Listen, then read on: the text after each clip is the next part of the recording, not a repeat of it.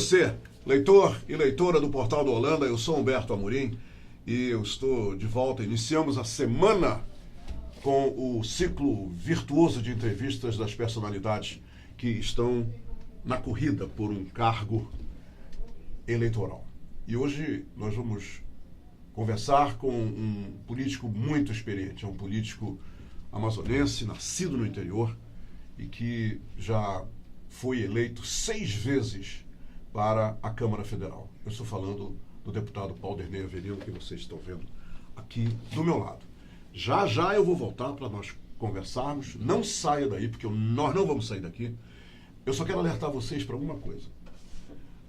A proposta do Portal da Holanda é exatamente a abordagem com as pessoas que são convidadas e aceitam os nossos convites, das ideias, dos projetos, e eu sei que essas pessoas vêm aqui com toda sinceridade conversar com vocês. Bora ver se a gente consegue realmente, no dia 7 de outubro, escolher os melhores, escolher os mais sérios, escolher aqueles que demonstram firmeza de propósito e que não irão nos decepcionar. Essa é a oportunidade única que nós estamos tendo. Tudo o que vai acontecer de bom ou de ruim está, neste momento, em preparação nas nossas mãos. No dia 7 a gente crava lá e Deus queira que a gente venha fazer isso. Todos nós, ou a maioria, porque tem uma minoriazinha que não compactua com o que é certo, com o que é de direito. Então vamos ver se a gente, com sabedoria, escolhe os melhores. E é por isso que a gente vai fazer essa entrevista. Eu volto já.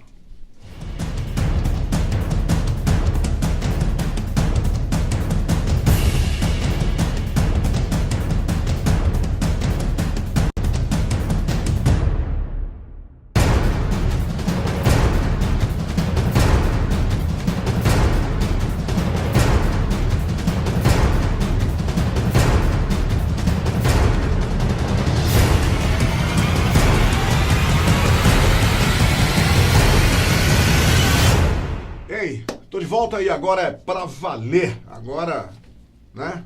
Agora a coisa é séria. Está aqui ao meu lado o deputado Paulderney Avelino e é com ele que nós vamos conversar a partir de agora. Deputado, seja muito bem-vindo ao Portal da Holanda e também muito obrigado por me dar essa oportunidade de entrevistá-lo depois de tanto tempo. Faz tempo que eu não lhe entrevisto. Verdade, obrigado. Que bom tê-lo aqui. Obrigado, Humberto, obrigado ao Holanda pela oportunidade de estar aqui conversando com vocês e disposto a responder a qualquer pergunta, pode me formular. Deputado, o senhor declarou numa entrevista no mês de agosto que esta seria a eleição da Lava Jato.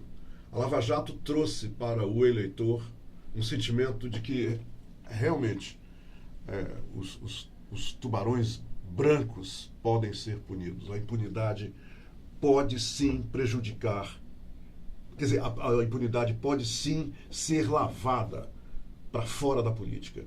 O senhor ratifica aqui que essa vai ser uma eleição da Lava Jato e que nós podemos ter muitas surpresas nos resultados dos eleitos? É possível que sim. As pessoas, por mais que demonstrem que têm alguma tolerância à corrupção, elas não toleram a corrupção. E eu digo isso porque eu percebo claramente nas palestras, nas conversas que a gente tem, nas reuniões que a gente tem, quando se fala de corrupção, onde a gente mostra para onde o dinheiro da corrupção é levado ou deixa de ser aplicado. Por exemplo, falta segurança pública no Brasil, o crime organizado está cada vez assumindo mais territórios, está assumindo mais posições, expulsando a polícia, expulsando as instituições de Estado. Isso é grave. Qualquer pessoa hoje fica preocupada com seu direito de ir e vir. Qualquer pai, qualquer mãe está preocupado com seus filhos que saem de casa e rezam para que voltem em paz. Eu entendo que, além da segurança pública, tem a questão da educação. A educação que transforma vidas. Nós precisamos ter um compromisso. Os recursos públicos devem ser aplicados corretamente, seja na segurança, seja na educação, seja na saúde, na infraestrutura. Nós precisamos passar efetivamente o Brasil a limpo. Eu faço um apelo, façam uma avaliação. Tem um aplicativo no no aplicativo nos telefones celulares para detectar os políticos que são ficha limpa e os que não são ficha limpa.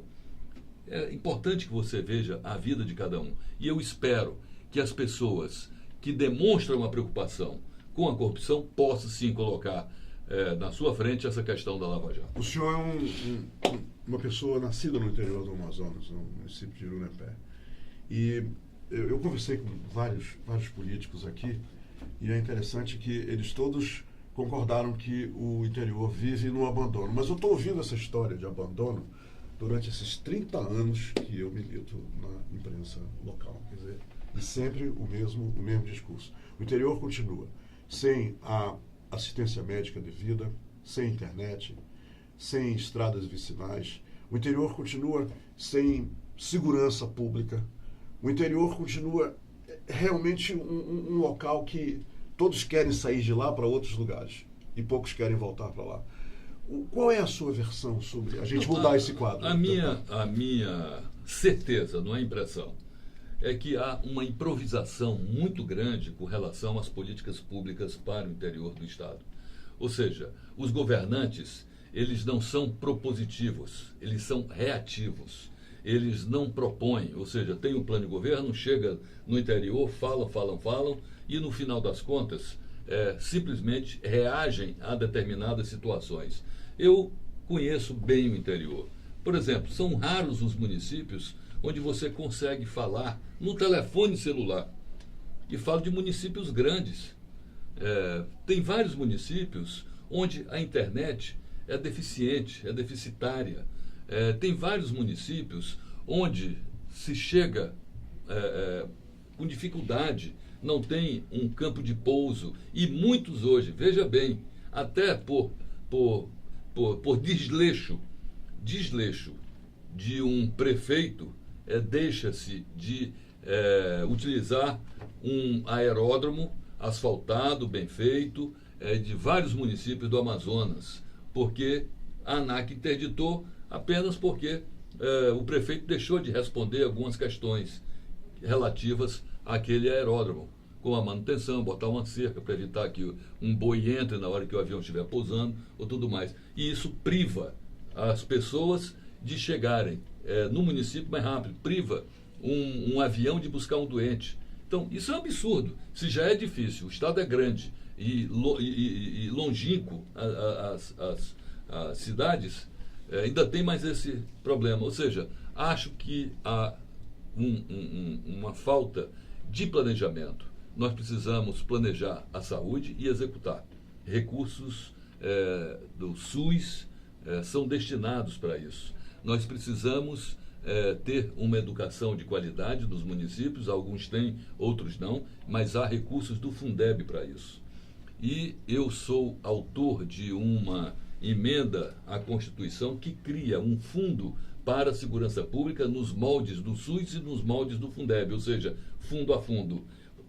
A função do Estado é dar segurança, saúde e educação. Essa é a função do Estado.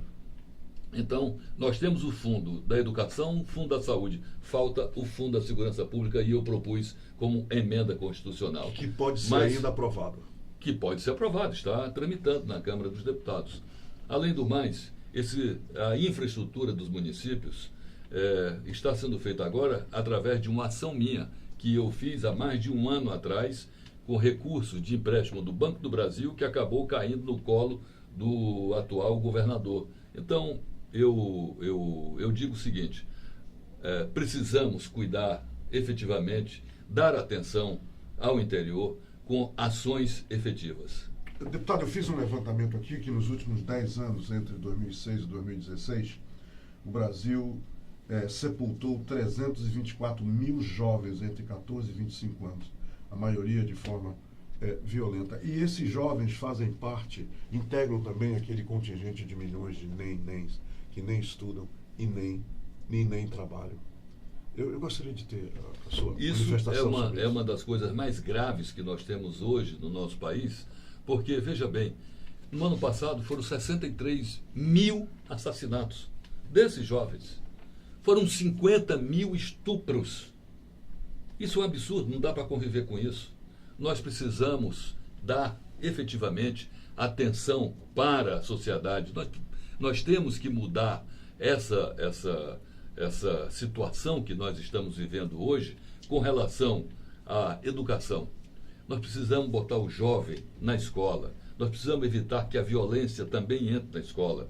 Nós precisamos, como eu disse ainda há pouco, que a violência, que o crime organizado deixe de recrutar os jovens, seja para fazer o tráfico, seja para ser usuário da droga, e que esse jovem possa estar na escola se formando, não abandone a escola e possa progredir nos seus estudos para ser gente, como dizia a minha mãe, ser gente. Então, acho que um profissional liberal pode nascer como você, como eu, que nascemos de famílias humildes. Eu nasci do beiradão do Juruá, lá em Irunepé, e consegui me formar, ser professor, profissional liberal, sou engenheiro civil, fundador de várias empresas e estou na política. Graças a Deus, 27 anos de vida pública com ficha limpa. Não tenho denúncia contra mim, não tenho processo contra mim, não sou réu em nenhum processo, em qualquer instância da Justiça e também do Tribunal de Contas do Estado, Tribunal de Contas da União.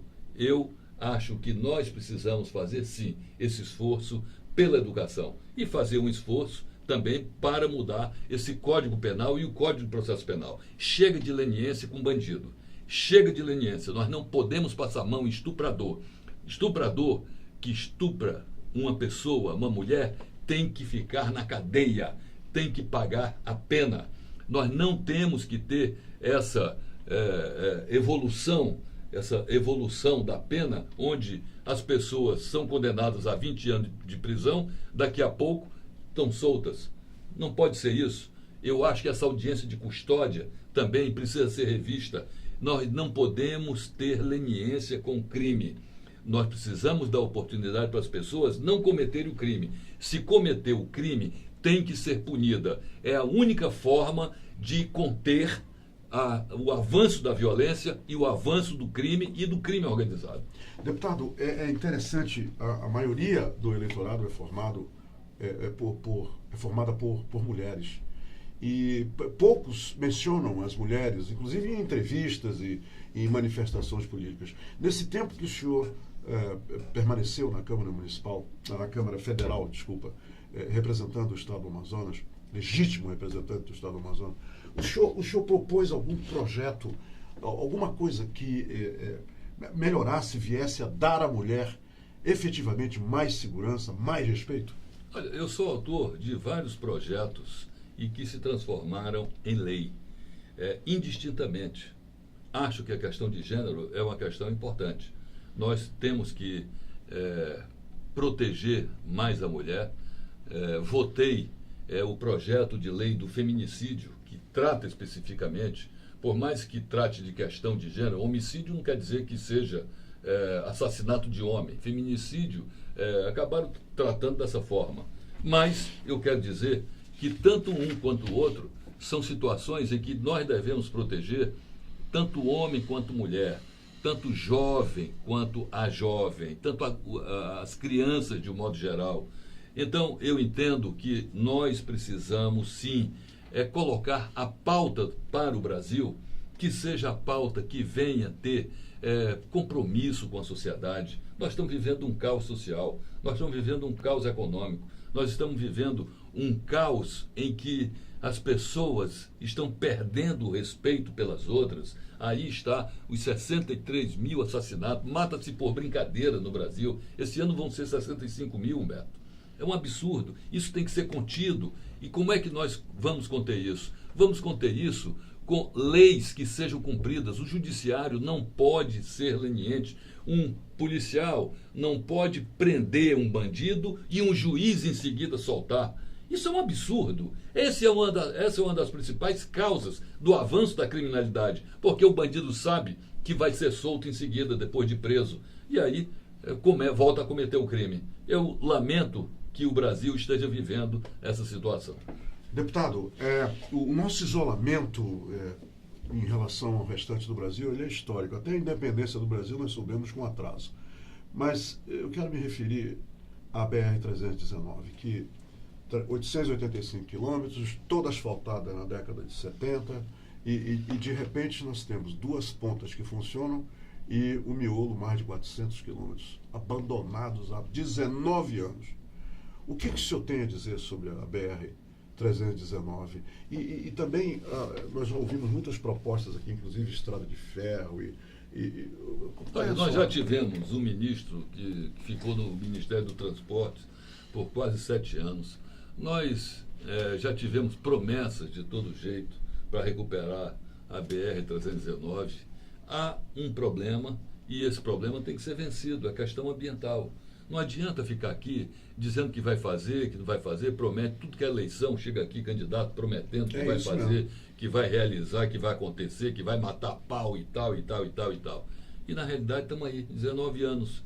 Eu quero dizer o seguinte, se não tiver planejamento, se não tiver seriedade, se não tiver ação, foco para resolver o problema, não se resolve. Não se resolve. Isso aqui, você não pode ser reativo. E os políticos são reativos na eleição. Chega aqui prometendo tudo, como já devem ter te prometido aqui, asfaltar, fazer uma ferrovia, fazer uma estrada-parque, fazer não sei o quê, tal. A BR-319 é muito importante para nós. Mas a BR-319 também, ela foi feita num terreno onde aguenta pouca carga. Porque o terreno, grande parte da BR-319, o terreno é em várzea. E justamente esse miolo. É terra baixa. E isso foi aterrado. Então nós precisamos ter ali cuidado com a estrada também. Não podem passar caminhões de 30 toneladas, como está passando agora já, nesse verão. Nós precisamos ter o controle do peso dos caminhões e da carga que trafega na BR-319. Precisamos, primeiro, fazer a recuperação dessa estrada e depois ter cuidado com ela. Acho que nós podemos, sim, ter o cuidado, ter os compromissos ambientais, ter o monitoramento da estrada para evitar que se depredem ao longo da estrada, porque a coisa mais natural que tem é quando passa a estrada e começa a avançar, desmatar e tal e tal. Acho que nós temos que ter cuidado com isso. É por isso que não conseguem fazer a estrada. Porque não tem um projeto sério, não tem uma discussão mais séria, mais profunda, e não tem, efetivamente, o compromisso de se fazer as coisas. Os governos têm agido muito reativamente, lamentavelmente. Ou seja, espoca um problema, vai lá e tenta conter aquele problema. Ou seja, tapando buraco aqui, tapando buraco. Não há planejamento no nosso Estado e não há planejamento no governo federal. Infelizmente, nós precisamos mudar a forma de governar, nós precisamos mudar a forma de se fazer política. Nós precisamos trabalhar com planejamento, com foco, com competência. E, sobretudo, respeito ao dinheiro público. O dinheiro público tem que ser aplicado todo. Se é uma obra, se é uma estrada, tem que ser aplicado na estrada. Se é ação de educação... E isso não é feito. Se é ação de educação, está aí a Lava Jato. Se é ação de educação, tem que aplicar na educação. Se é na saúde, tem que aplicar na saúde. O Brasil não pode mais continuar convivendo com essa corrupção desenfreada, com esse desvio de recursos públicos. Deputado, tanta coisa para a gente conversar e o tempo acaba, mas o que existe hoje e que mais lhe motiva a, mais uma vez, pela 7ª vez, o senhor concorrer ao posto de deputado federal? O senhor tem 2 minutos para falar com os seus eleitores e eleitoras sobre isso. A política, todos nós sabemos, não é o local que nós poderíamos dizer assim, dos sonhos. Tem problema de toda ordem, tem gente de todo tipo.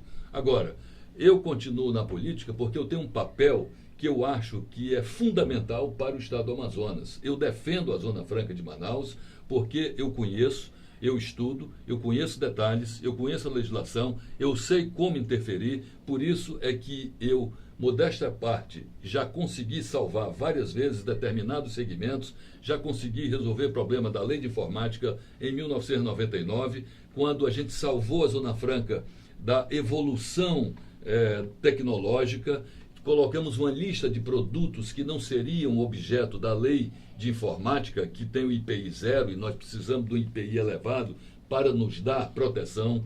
Essa lista de produtos são os produtos que nós fabricamos aqui, seja de informática ou não, fazendo com que eu também criasse, logo em seguida, em 2004, um polo de componentes que adensou toda a cadeia produtiva. Tirei os impostos dos componentes, que adensou, criou 40 mil empregos na época aqui, hoje tem em torno de 30 mil empregos. Tenho trabalhado agora nessa essa medida provisória 810, que também é da informática, que é o reinvestimento das glosas, ou seja, as empresas deixaram de cumprir e o governo, 15 anos depois, foi fiscalizar. E não tem base para fiscalizar. Fizemos uma nova lei, zera tudo, vamos trabalhar. O reinvestimento do P&D, só Manaus, ela produz 500 milhões de reais por ano de P&D que estão sendo aplicados na Universidade Federal da UFAM, na UEA, institutos de pesquisa. Nós já estamos produzindo tecnologia aqui que vai para o mundo todo. E eu quero levar também esse recurso de P&D para o interior. Criamos agora a personalidade jurídica do CBA, Centro de Biotecnologia da Amazônia, e, paralelo a isso, coloquei também nesta lei, dessa medida provisória, recursos do P&D, desses 500 milhões, parte deles, para dar condições ao CBA, orçamento próprio para o nosso Centro de Biotecnologia, para que as pessoas possam fazer pesquisa. Teremos cientistas bem pagos e recursos materiais para fazermos a próxima geração da economia do Amazonas, que eu tenho certeza será lá no CBA, que tem pesquisas e tem startups do lado, exatamente com a pesquisa destinada para o mercado. E esta é, sobretudo, a minha função para continuar como deputado federal em Brasília. E qual é o seu número? Meu número é facílimo. Facílimo. 2525. Pauderney, deputado federal. Deputado, é o seguinte... Contem comigo. Podem continuar contando comigo. Eu tenho um grande motivo, eu não vou revelar, para fazer um brinde com o senhor agora. Opa. Este é um suco de uva maravilhoso. Olha só, ele não tem água, ele não tem açúcar, não tem conservante. Ele é um suco da Vista Montes, lá do Vale dos Vinhedos. É uva pura. É uva pura. Eu quero brindar com o senhor. Qual é o tipo de uva? Viu? Essa aqui deve ser Isabel. Deve ser a uva Isabel, né, que é o mais utilizado para açúcar. E felicidade, longa vida, muita amizade e vitória. Muito dia 7 obrigado. pro senhor. Eu vou aproveitar para pedir seu voto também. Tá certo. Muito obrigado. Boa sorte.